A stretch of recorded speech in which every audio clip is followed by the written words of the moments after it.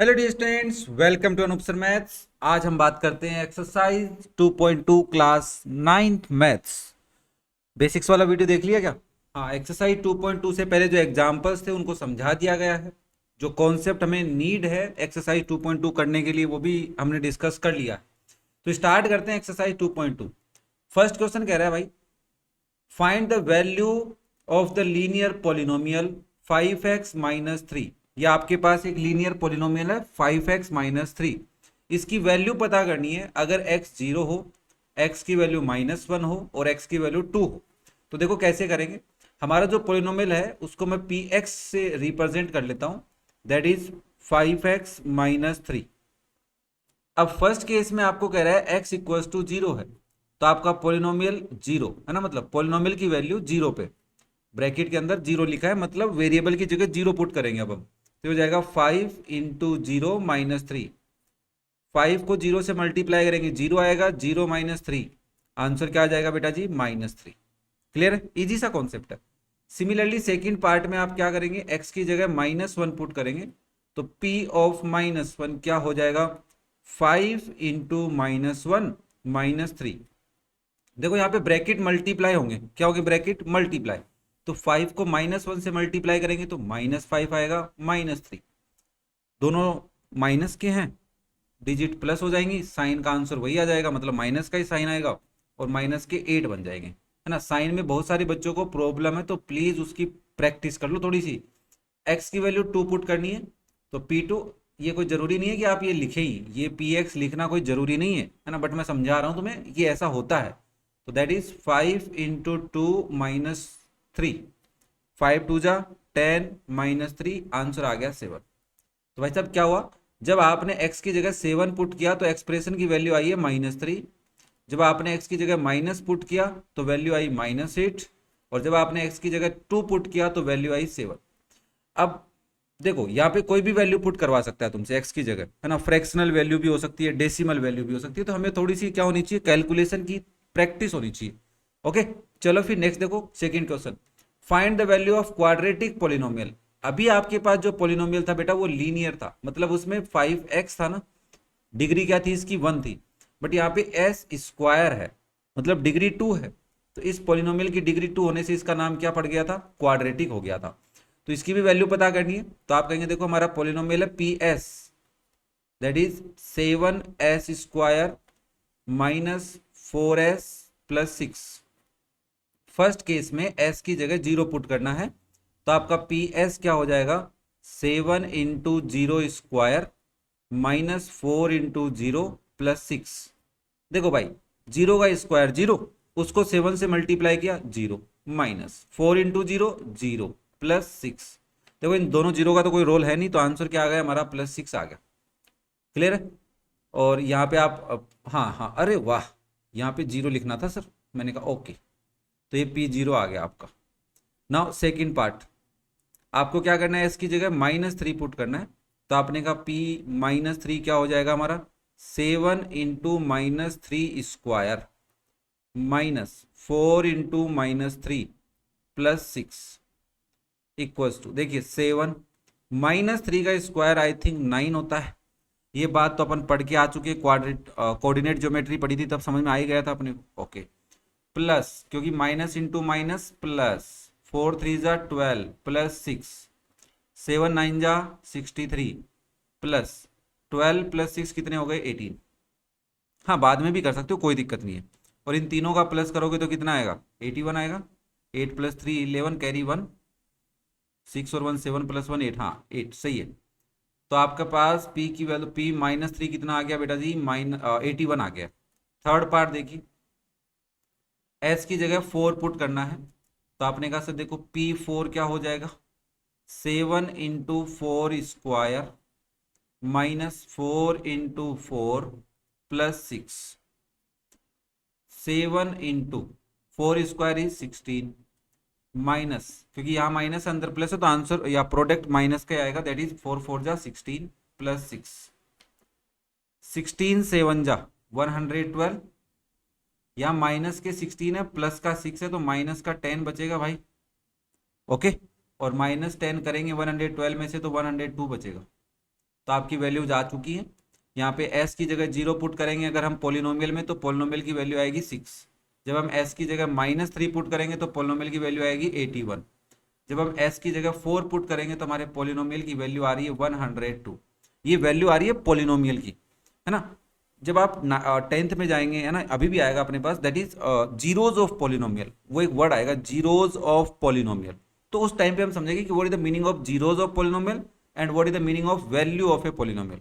Value का मतलब होता है आपके पास जो पोलिनोमियल है उसमें जो वेरिएबल है उसकी वैल्यू पुट करनी है, उसको पुट करने से जो वैल्यू निकल के आएगी उस अलजेब्रिक एक्सप्रेशन या पोलिनोमियल में से, वो वैल्यू ऑफ पोलिनोमियल होगी। बट आपने कोई ऐसी वैल्यू पुट की जिससे वैल्यू 0 निकल के आई, तो वो जो वेरिएबल की वैल्यू है, मान लो यहाँ पे s की जगह आपने -2 पुट किया, एज्यूम कर रहा हूं मैं, फिर कह रहा हूं क्या पुट किया बेटा, -2, तो आपका p -2 क्या आ गया, 0 आ गया, मतलब पोलिनोमियल की वैल्यू क्या निकल के आ गई, 0। तो this is the zero of A polynomial, ये पोलिनोमियल का एक जीरो कहलाएगा, है ना। ये बात पढ़ेंगे अपन आराम से बाद में। चलो फिर नेक्स्ट देखो क्वेश्चन नंबर 3। अब मैं फिर से तुमसे रिक्वेस्ट करना चाहता हूं कि आप अगर अब आगे के क्वेश्चंस में ध्यान देना चाहते हैं तो पूरा अटेंशन आपका चाहिए मुझे, है ना। बिना अटेंशन के क्वेश्चन सॉल्व ही नहीं हो सकते, समझ में नहीं आएंगे फिर। These are your word problems. अब वर्ड प्रॉब्लम को कैसे सोल्व करते हैं, कैसे पढ़ते हैं और पढ़ के इंफॉर्मेशन कैसे निकालते हैं, ये सारी चीजें आपको समझनी पड़ेगी। The present age of Salil's mother is 3 times Salil's present age. मतलब सलील एक बंदा है, उसकी जो प्रेजेंट एज है, देखो एज के क्वेश्चन जब भी हम सॉल्व करेंगे इन फ्यूचर वर्ड प्रॉब्लम, तो प्रेजेंट एज लेके चलेंगे, क्योंकि प्रेजेंट मान लो आप 10 साल के हो तो आगे की बात करूंगा तो प्लस हो जाएगा, मान लो 5 साल आगे की बात करूंगा तो +15 एज के हो जाएगा आप, और मैं अगर 2 साल पहले की बात करूंगा तो आप माइनस करोगे तो 8 हो जाएगा। तो प्रेजेंट से आगे पीछे जाना ईजी होता है, इसलिए हम क्वेश्चन में कौन सी एज को लेट करते हैं बेटा जी, प्रेजेंट एज को लेट करते हैं। पहली बात लिख लेना कहीं पे। अब क्वेश्चन क्या कह रहा है कि the present age of Salil mother, Salil की मदर की प्रेजेंट एज क्या है, इज मतलब है 3 टाइम्स सलील प्रेजेंट एज, सलील की प्रेजेंट एज का 3 टाइम्स है। तो मैंने यहां पे लिखा, सॉल्यूशन में तुम्हारे लिए लिख रहा हूं ये लाइन कि mother's present age is 3 times, का मतलब होता है 3 इंटू सलील प्रेजेंट एज। हाँ सलील्स भी बोल सकते हो ना, अरे कोई दिक्कत नहीं भाई, प्रेजेंट एज। इस लाइन का ये मतलब था कि मदर की जो एज है वो सलील की एज का 3 टाइम्स है। अब सलील अगर 10 साल का है तो मदर 30 साल की है, समझ पा रहे हो लॉजिक, ठीक है। आफ्टर 5 ईयर, 5 साल बाद, their ages will be add up, add up मतलब 5 साल बाद उनकी जो एजेस रहेंगी उनका सम 70 रहेगा। बताइए उनकी प्रेजेंट एज क्या है। तो इस टाइप के क्वेश्चन को कैसे सोल्व करना होता है, देखो पहली सिचुएशन हमें मिल गई, ये सिचुएशन क्या हेल्प करेगी, हमारे को एक ही वेरिएबल यूज लेने में हेल्प करेगी। तो हम देखो अगर मेरे को सलील की एज पता चल जाए तो उसका 3 टाइम करते ही मदर की एज पता चल जाएगी, प्रेजेंट एज। तो हम यहाँ पे लेट किसको करेंगे, लेट सलील्स, कैपिटल एस आएगा, ओहो समझ गया भाई, let Salil's present age equals to x years, x years. According to question mother's, Salil mother's है ना, ऐसे भी बोल सकते हो, Salil mother's present age is 3x years. क्या ये बात समझ में आ गई। हमें पहली लाइन से ये समझना पड़ेगा किसकी एज लेट करें, है ना। आप देखो आप मदर की एज लेट कर लेते तो भी क्वेश्चन हो सकता था, बट वो थोड़ी सी मेहनत मांगेगा, है ना। तो मैं कोशिश ये कर रहा हूँ कि कम मेहनत में चीज़ों को जल्दी समझा जा सके। फिर मुझे क्वेश्चन ने कहा कि ages after 5 years, ages after 5 years की बात हो रही है, तो पहले मैं 5 साल बाद उनकी एजेस निकाल लेता हूँ। तो एजेस आफ्टर 5 ईयर्स, सलील की एज क्या होगी बताओ भाई, सलील एज क्या होगी 5 साल बाद। भाई आज सलील x ईयर का है तो 5 साल बाद वो कितना बड़ा हो जाएगा, जैसे आज तुम मान लो 15 साल के हो आज प्रेजेंट में, तो 5 साल बाद आप कितने साल के हो जाओगे, 20 के हो जाओगे। तो क्या हुआ 15 में 5 को प्लस किया है ना, वैसे यहाँ पे x में क्या करेंगे 5 प्लस करेंगे तो वो हो जाएगा x + 5 ईयर्स। ओके तो बताइए मदर्स एज क्या हो जाएगी, उसकी मम्मी की एज क्या हो जाएगी 5 साल बाद। भाई सर आज मम्मी की एज है 3x, तो 5 साल बाद में 3x + 5 हो जाएगी। ये बातें मैं क्यों आराम से समझा रहा हूँ, क्योंकि तुम क्या करते हो, तुम मैं बता देता हूँ, तुम यहाँ से इंटू 5 कर देते हो और इसको भी इंटू 5 कर लेते हो, क्योंकि तुम लॉजिक समझते ही नहीं हो भाई। 5 साल बाद में इंटू थोड़ी ना होगा, तुम 5 साल बाद में 15 × 5 टाइम्स के थोड़ी ना हो जाओगे, 75 थोड़ी ना हो जाओगे, नहीं होगे ना, प्लस ही होगा। तो क्वेश्चन ने मुझे कहा कि 5 साल बाद, आफ्टर 5 ईयर, 5 साल बाद their ages will add up 70। तो हमने कहा सो अकॉर्डिंग टू क्वेश्चन दोबारा बोल सकते हो आप कि इनकी एजेस का सम, तो सलील की एज और उसकी ममा की एज का सम कितना दे रखा है भाई, तुम्हें 70 दे रखा है। अब इस सिचुएशन को सोल्व कर लो, ये आपकी इक्वेशन बन गई है। तो मैंने कहा ब्रैकेट ओपन कर लेते हैं, ब्रैकेट के बाहर प्लस साइन है तो ब्रैकेट के साइन को कोई प्रॉब्लम नहीं आएगी। सिमिलरली इस ब्रैकेट के आगे भी प्लस साइन है, ब्रैकेट को कोई प्रॉब्लम नहीं आएगी, सोल्व हो जाएगा आराम से ना। ध्यान से देखना भाई, x प्लस 3x 4x हो गए, 5 प्लस 5 10 बन गया, इक्वल्स टू 70। अब मुझे इस वेरिएबल वाले टर्म की अंदर x की वैल्यू निकालनी है, तो इसके साथ पहले जो प्लस माइनस हो रहा है उसको भेजेंगे, तो प्लस 10 हो रहा है, क्या क्या हो रहा है बेटा जी, प्लस 10 हो रहा है, इसको इधर भेजेंगे तो क्या हो जाएगा -10। तो 4x equals to 70 minus 10, 4x हो गया आपका 60। और यहाँ से x की वैल्यू निकालनी है, 4 मल्टीप्लाई में उधर भेज दो, डिवाइड में जाएगा तो 60/4। क्या लॉजिक समझ में आ रहा है, देखो कैलकुलेशन समझ में आनी चाहिए ना तुम्हारे को। तो आपने कहा ठीक है सर, तो x की वैल्यू आ गई 15, क्या आ गई 15। अब क्वेश्चन मेरे से पूछ रहा है फाइंड देयर प्रेजेंट एजेस। तो एक बात बताओ, सलील की एज क्या होगी सर, सलील की तो x ही थी, प्रेजेंट एज x ही थी, तो वो हो गई 15 ईयर्स का। कितने साल का है वो, 15 ईयर्स। और मदर की एज क्या होगी, लिख देना properly, so mother's present age and Salil present age is 3 × 15, 3x है, 3x मतलब 3 × 15, 15 3 × 45, तो उसकी मदर की एज क्या है बेटा जी 45 ईयर्स है। क्या बात समझ में आई। देखो ये समझना पड़ेगा, प्रैक्टिस करनी पड़ेगी, मैंने मेरी तरफ से पूरी कोशिश की है तुम्हें आराम से तसल्ली से सारी छोटी छोटी बातें बताई जाए, और प्रॉपरली लिख के भी दिखा रहा हूं। ओके, तो चलो फिर करते हैं next question number 4। The difference between two positive integers is 63। देखो डिफरेंस का मतलब क्या होता है, सब्ट्रैक्शन। दो नंबर्स में, बड़े नंबर में से छोटा नंबर सब्ट्रैक्ट किया जाता है। Between two positive integers, positive मतलब प्लस के इंटीजर 1 2 3 4 5 6 7 8 9 10 है ना, ऐसे कुछ, उनका डिफरेंस 63 है। The ratio of two integers is 2:5। इस बात का क्या मतलब है, पहले तो रेशियो समझते, 2:5 का क्या मतलब है। सर ऐसा तो नहीं है ना कि एक नंबर 2 एक नंबर 5 है, मैंने कहा बिल्कुल नहीं है। होता क्या है, आपके दो नंबर है, मान लो मैं रेशियो यही लाने की कोशिश करूंगा, एक नंबर है 8 और एक नंबर है 20।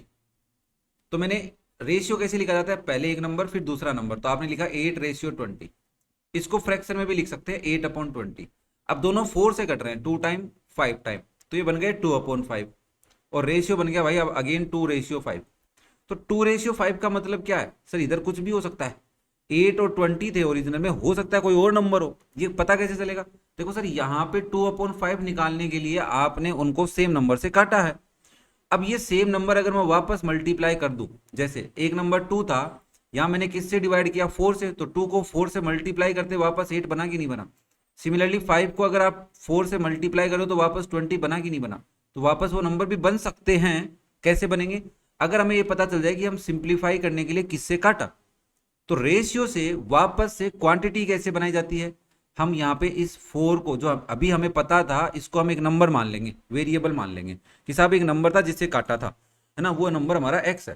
तो हमारे पास क्या है, रेशियो ऑफ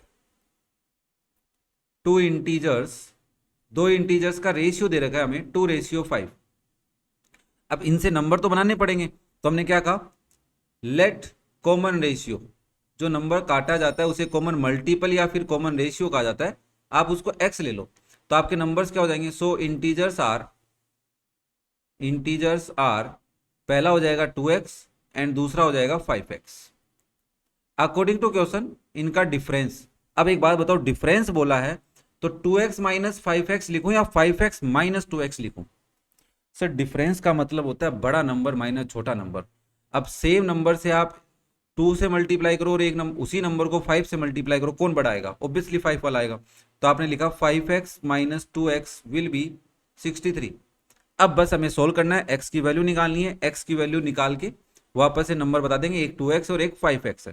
तो भाई साहब 5x माइनस 2x कितना होगा, 3x इक्वल्स टू 63। और यहाँ से x की वैल्यू क्या हो जाएगी आपकी 63 अपॉन में 3, मल्टीप्लाई में था डिवाइड में भेज दिया, तो x की वैल्यू आ गई 21। x 21 आते ही पहला नंबर था आपका 2x, तो वो क्या हो जाएगा 2 इंटू 21 दैट इज 42। दूसरा नंबर था 5x, तो ये हो जाएगा 5 इंटू 21, तो ये हो गया बेटा 5 को 1 से किया 5, 5 टू ज़ा 10, 105। सो इंटीजर्स आर, हमसे इंटीजर्स ही पूछ रहा था, तो आप कहेंगे इंटीजर्स आर 42 एंड 105। क्या लॉजिक समझ में आया? देखो रेशियो वाली बात समझ में आनी चाहिए थी ना, लिखना कैसे ये समझ में आना चाहिए अकॉर्डिंग टू क्वेश्चन, मतलब क्वेश्चन ने क्या इन्फॉर्मेशन दी उसको कैसे यूज में लेना है ये समझना पड़ेगा। ओके, उम्मीद करता हूं कि समझ में आ गया होगा। फिर भी अगर कोई डाउट रह जाए तो कमेंट करके पूछ लेना। वीडियो पसंद आ रहे हो तो लाइक कर देना, चैनल को सब्सक्राइब कर लेना और दोस्तों के साथ शेयर करना तो बिल्कुल मत भूलना ना। प्यारे प्यारे कमेंट करते रहा करो आप। चलो बात करते हैं नेक्स्ट क्वेश्चन की। Question number 5, Ruby has 3 times as many 2 rupees coins as she has 5 rupee coin। मतलब रूबी एक बच्ची है, रूबी के पास कोइंस हैं, एक तो 2 रुपए के सिक्के हैं और एक 5 रुपए के सिक्के हैं। क्या कह रहा है? रूबी हैज, रूबी के पास हैं 3 times as many 2 rupees coins as she has 5 rupees coin। अब ये लाइन समझनी बहुत जरूरी है सबसे पहले कि साहब उसके पास 3 times है as many 2 rupees coin as she has 5 rupees coin, मतलब 5 रुपए के जितने भी सिक्के हैं ना उनका 3 times करो तो उसको आपको पता चल जाएगा उसके पास 2 रुपीज के कितने कॉइन्स हैं। भाई देखो आपके पास, देखो इस लाइन को थोड़ा सिंप्लीफाई करके भी लिखा जा सकता था, बट ऑब्वियसली देखो सीबीएसई की किताबें पढ़ रहे हो आप तो कॉम्प्लिकेशन तो आएंगे आएंगे, है ना, लैंग्वेज में भी फंसाने की कोशिश करेगा। वो सिंपली कह देता कि देखो साहब रूबी के पास 2 रुपए के कितने कॉइन है, जितने उसके 5 रुपए के कॉइन है उनका 3 times है। बस उस लाइन को थोड़ा सा हैज है वॉज विल लगा के, वो ना इज एम आर लगा के कॉन्सेप्ट को घुमाना चाहता है, ग्रामर चेक कर रहा है आपकी मैथ के अंदर। तो हमें क्या करना है, हमें 5 रुपए के सिक्के पता चल जाए। देखो नंबर ऑफ 2 रुपी कॉइन, ये बात मुझे क्वेश्चन पढ़ के समझ में आई है, मैं लिखना चाह रहा हूं यहाँ पे, equals to 3 into number of 5 rupee coins. एक बात बताओ किसको लेट करोगे सबसे पहले? सर अगर मुझे 5 रुपए के सिक्के पता चल जाए उसको मैं 3 से मल्टीप्लाई कर दूंगा तो मुझे 2 रुपए के सिक्के भी पता चल जाएंगे, यस और नो? अरे हाँ सर, तो मैंने कहा ठीक है निकालो फटाफट। तो आपने क्या किया, सबसे पहले लेट किया, let number of 5 rupees coin, 5 rupee coins रूबी हैव ना, दैट इज एक्स। तो according to question number of 2 rupee coin कितने हो जाएंगे? बताइए भाई, बताओ भाई, बोल के बताओ, कमेंट करके बता सकते हो। तो आपने कहा 5 रुपए के एक्स सिक्के हैं तो उसका 3 times करने पे 2 रुपए के सिक्के आते हैं, दैट इज 3x कॉइन्स। मैं यहाँ पे आगे कॉइन्स लिख देता हूँ ताकि बातें क्लियर हो। अब क्या कह रहा है, if she has a total rupees 88, अच्छा उसके पास 88 रुपीज हैं। मैंने कहा रुपीज 88 कैसे हो सकते हैं, कोइन बता रखे हैं, कोइन 88 बताने चाहिए थे ना उसको, बट उसने रुपीज बताए हैं। दिक्कत क्या है, देखो मैंने कहा कि आपके पास कोइन है 2 रुपए का, कॉइन ₹2 और उससे अमाउंट बनता है, पैसा बनता है। जैसे अगर आपके पास एक सिक्का है तो 2 रुपए हैं आपके पास, अगर 2 सिक्के हैं तो आपके पास 2 इंटू 2 बोल सकते हो या 2 प्लस 2, एक सिक्के के 2 रुपए दूसरे सिक्के के भी 2 रुपए, तो टोटल कितने हो गए 4। 3 सिक्के हैं तो 2 प्लस 2 प्लस 2 दैट इज 6। क्या मैं इसको 2 इंटू 3 भी बोल सकता हूँ? तो मतलब जब हम कॉइन से अमाउंट बनाते हैं तो कैसे बनाते हैं, तो मैंने यहाँ पे ब्रैकेट लगा के लिखता हूँ, amount must be equals to number of coins into amount of 1 coin या अमाउंट ऑफ 1 कॉइन। एक कॉइन का कितना रुपया बनता है, जैसे मैंने कहा कि तुम्हारे पास 5 रुपए का सिक्का है तो एक कॉइन के कितने रुपए हुए 5, एक सिक्का है तो 1 से मल्टीप्लाई, 2 सिक्के हैं 2 से मल्टीप्लाई, 3 सिक्के हैं 3 से मल्टीप्लाई। तो मेरे को एक बात बताओ, अमाउंट ऑफ 5 रुपी कॉइन कितने होंगे इस पर्टिकुलर 5 रुपी कॉइन्स, इस पर्टिकुलर सिचुएशन में कितने होंगे? सर मेरे पास x कॉइन है और 5 रुपए के सिक्के की बात कर रहे हो तो मेरे पास 5 इंटू एक्स, एक्स इंटू 5 बोल दो या 5 इंटू एक्स अमाउंट होगा। तो इस अमाउंट को मैं कैसे लगाऊंगा, रुपीज का सिंबल लगाना पड़ेगा मुझे, तो आपने लिखा ₹5x। सिमिलरली मुझे बताइए अमाउंट ऑफ 2 रुपी कॉइन कितना होगा। 2 रुपी कॉइन्स कितना होगा बेटा जी बताइए। सर एक कॉइन के 2 रुपए और मेरे पास है 3x कॉइन, तो मैं ऐसे बोल सकता हूं 3x इंटू 2 होगा। यस सुनो, 3x कॉइन है, एक कॉइन के 2 रुपए, तो 3x कॉइन के कितने होंगे 3x इंटू 2, तो क्या बेटा जी ₹6x बन गए। अब मैं क्वेश्चन के अकॉर्डिंग लिख सकता हूँ कि मेरे पास पैसे कितने हैं, टोटल कितना अमाउंट है मेरे पास 88 रुपीज है रूबी के पास, तो ये दोनों पैसे मिला के तो 88 हुए होंगे, तो 5x प्लस 6x किसके इक्वल आ गया 88 के। अब इसको सोल्व कर लो, तो 5x प्लस 6x कितना होता है 11x इक्वल्स टू 88। यहां से x की वैल्यू आ गई 88 अपॉन 11, तो आंसर आ गया 8। मतलब साहब उसके पास 5 रुपए के 8 सिक्के हैं, तो उसने पूछा how many coins does she have of each type, तो आपने लिखा ₹5 कितने हैं भाई रूपी के पास 8, एंड ₹2 कितने हैं बताइए। सर x को 3 से मल्टीप्लाई करो, मतलब 3x, दैट इज 3 इंटू 8, 8 3 ज़ा 24, तो उसके पास 2 रुपए के 24 सिक्के हैं और 5 रुपए के 8 सिक्के हैं।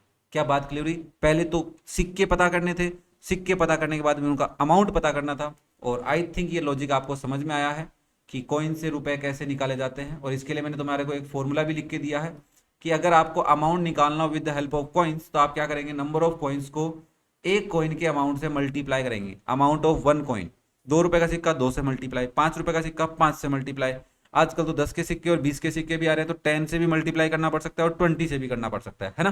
क्लियर है सबको। चलो फिर बात करते हैं लास्ट क्वेश्चन नंबर 6 की।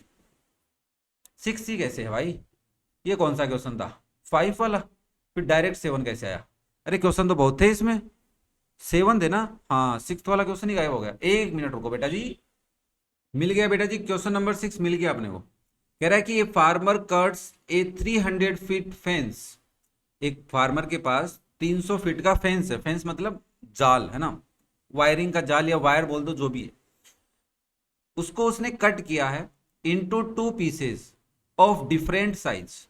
मान लिया हमने, देखो साहब यहां से लेके यहां तक उसके पास ऐसे जाल है, फेंस है वायर का, ठीक है वायर फेंस, मैं लिख देता हूं फेंस है ये, और इस फेंस की टोटल लेंथ कितनी है बेटा जी 300 फीट है।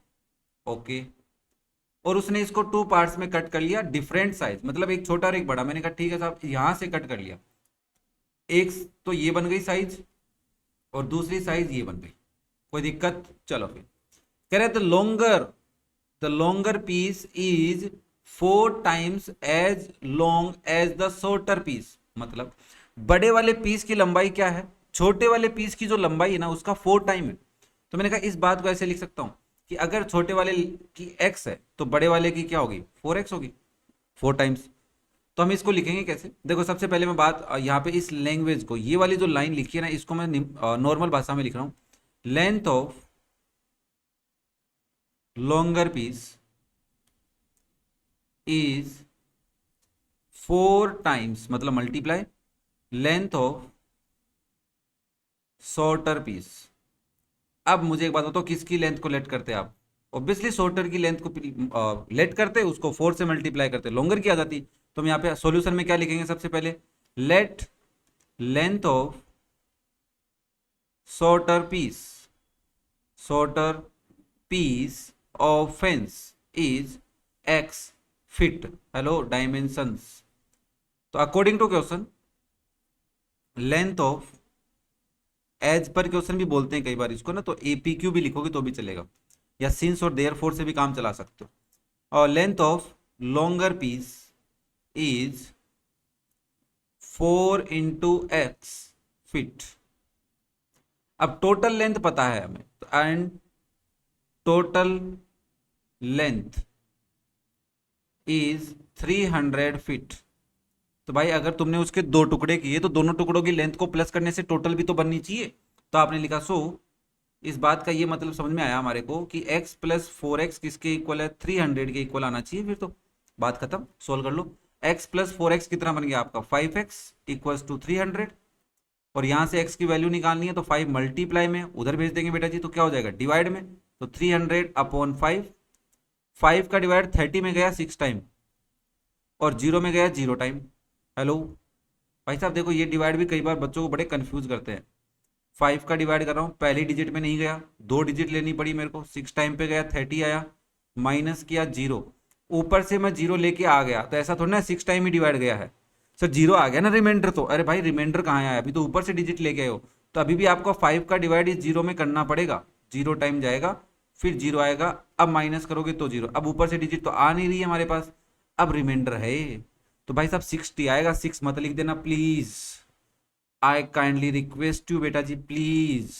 तो x की वैल्यू 60 आई सॉरी। तो क्या कहा आपने, हमसे क्या कह रहा है, how how long are the two pieces, मतलब लेंथ पूछ रहा है।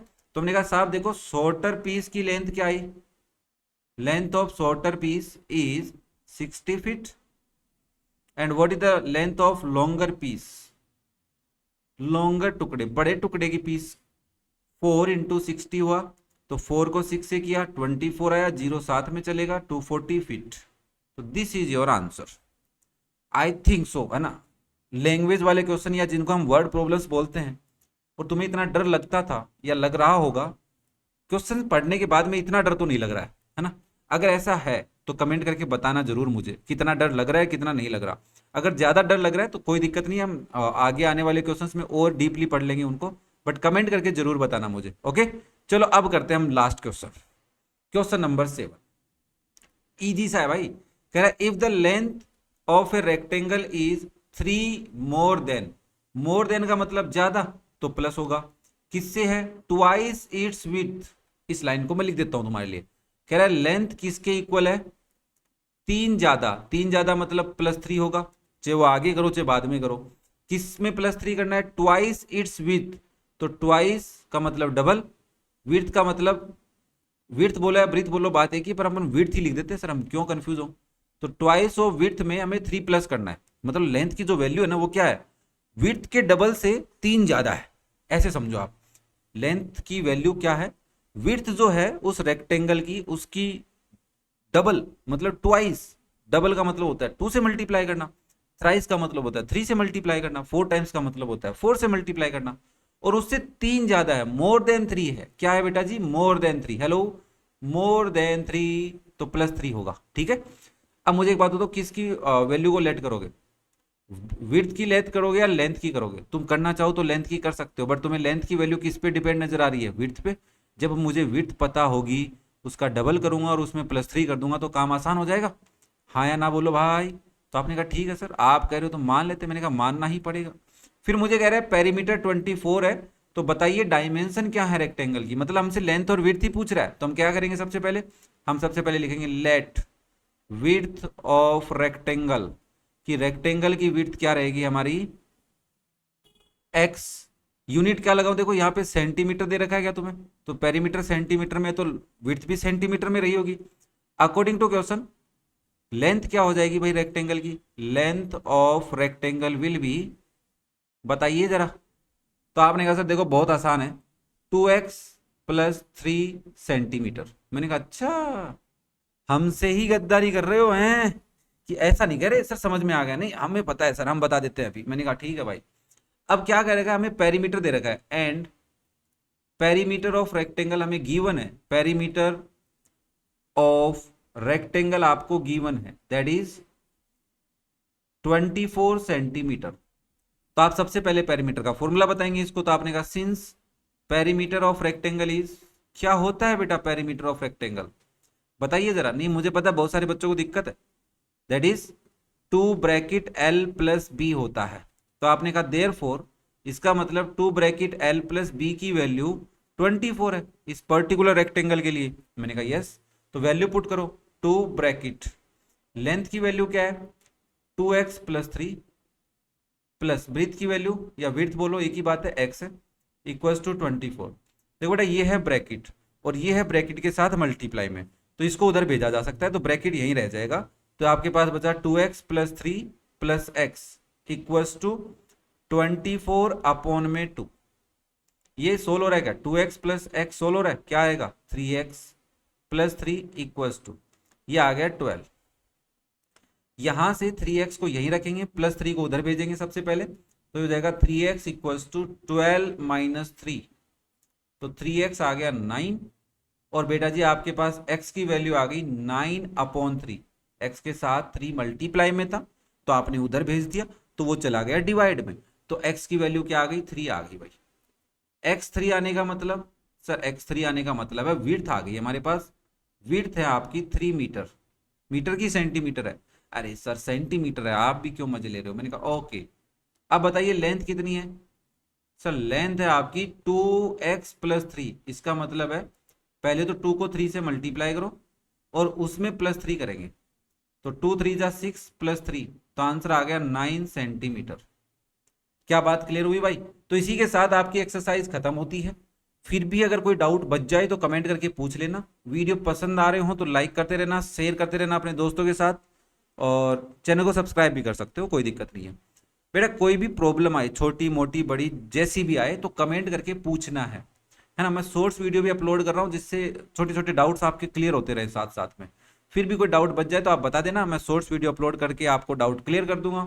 या अपन कभी लाइव क्लास लेते हैं वैसे भी, तो उन लाइव क्लासेस में क्लियर कर लेंगे। ओके बेटा जी, बाय। पढ़ते रहो, मस्त रहो, एकदम तंदुरुस्त रहो, खाने पीने का भी ध्यान रखना है, सेहत का भी ध्यान रखा करो। ओके बेटा जी, बाय।